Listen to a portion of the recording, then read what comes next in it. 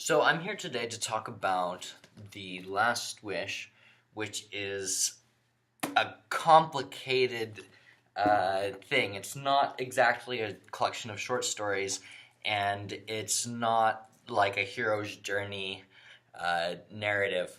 I am really crazy about this book because for a very long time I have not read things that I wanted to read. I have read mainly things that other people recommended to me. I just finished my master's, so for a very long time I've been reading academic things, or I've been reading things like Infinite Jest, which I hated. And for a very long time, I thought that I hated reading, which is sad because I loved reading growing up.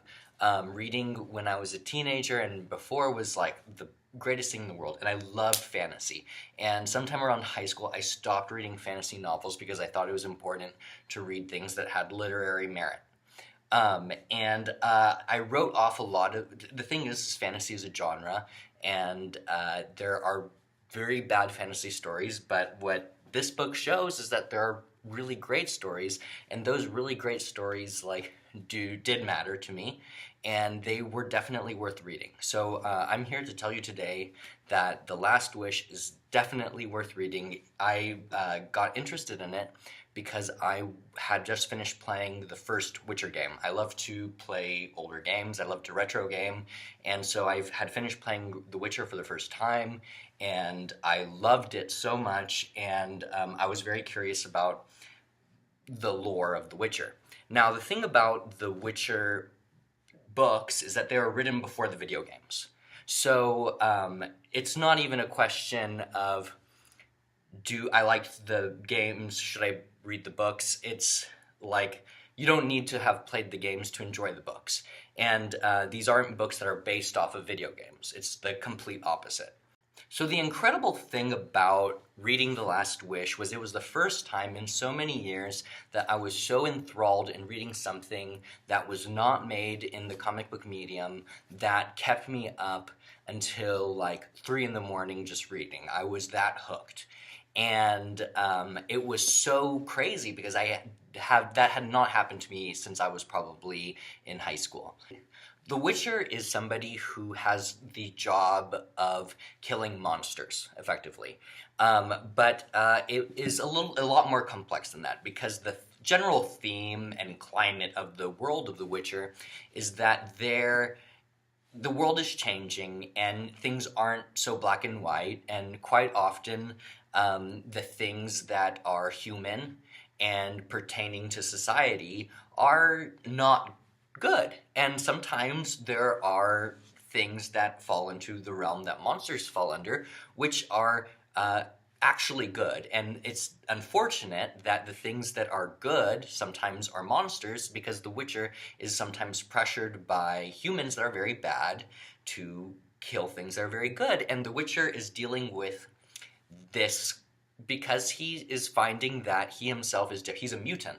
Okay, so he's treated with relative hostility by other humans. So he is starting to find that it's not such a clear-cut job after all, and that maybe he is on the wrong side of things.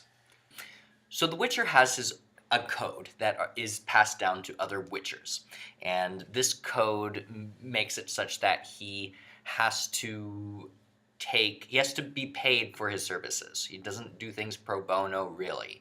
He also can't, kill elves, okay? He can't kill things that are really sentient, okay? He can kill things like lizard creatures, but he can't kill dragons. He can't kill humans or elves for money, is the thing. And the problem that the Witcher is going to be dealing with is that he has a moral compass, and he's going to be in situations where he has to make a lot of decisions. And the consequences of those decisions are going to be that he winds up having fights with humans or elves, and this leads to a lot of trauma in the Witcher's mind, because he winds up battling against things that he isn't supposed to be battling against. The main, like the opening kind of sequence that sets up the whole story is the first chapter, or the first main story in the book. And the bulk of the book takes place after this isolated incident and deals with the Witcher reflecting on his past, remembering some like great adventures that he had that ended in ways that challenged his view of things.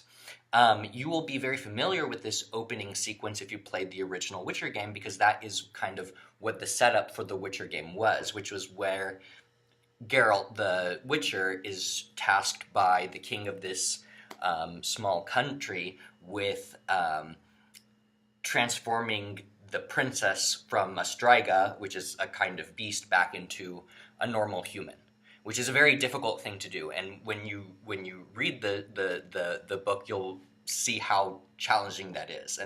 And CD Projekt Red did a terrific rendition of that story, and I think that what really speaks to the power of that story is how that story was where CD Projekt Red developed that whole game.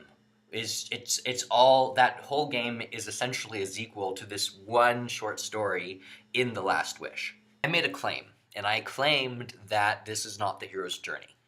I think that this is more of a kind of portrait. You basically are given in The Last Wish a portrait of the Witcher's universe, what a Witcher does, what the spectrum of adventures a Witcher can have. So it can be like pure action, it can be something that is more like horror based.